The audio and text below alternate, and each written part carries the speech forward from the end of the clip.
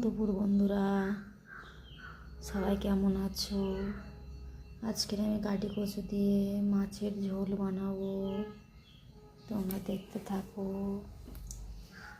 একটু জল দিয়ে সিদ্ধ করে নেবো, লবণ দিয়ে দেবো,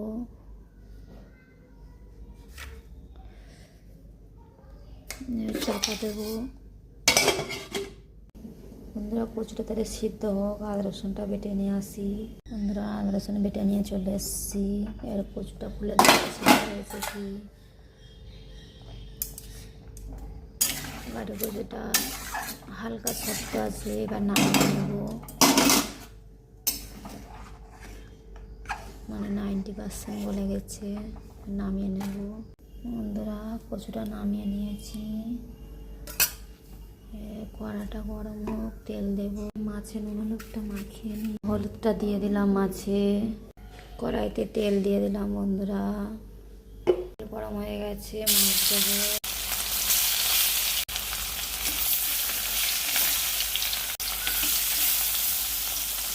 মাছগুলো ভাজা হোক, এর মাছগুলোকে উল্টে দেবো।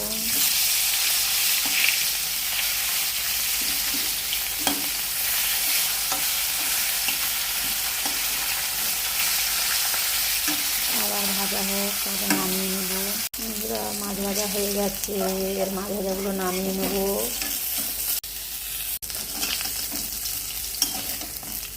এর তেলে পেঁয়াজ লঙ্কা দিয়ে দেবো, লাল লাল হলে তারপরে টমেটোগুলো দিয়ে দেবো।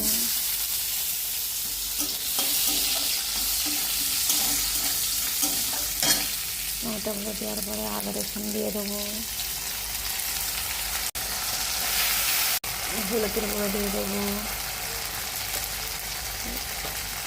লঙ্কার গুঁড়ো দিয়ে দেবো।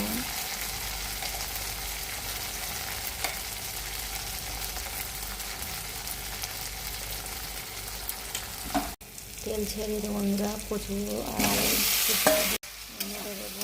লবণ দিয়ে দেবো,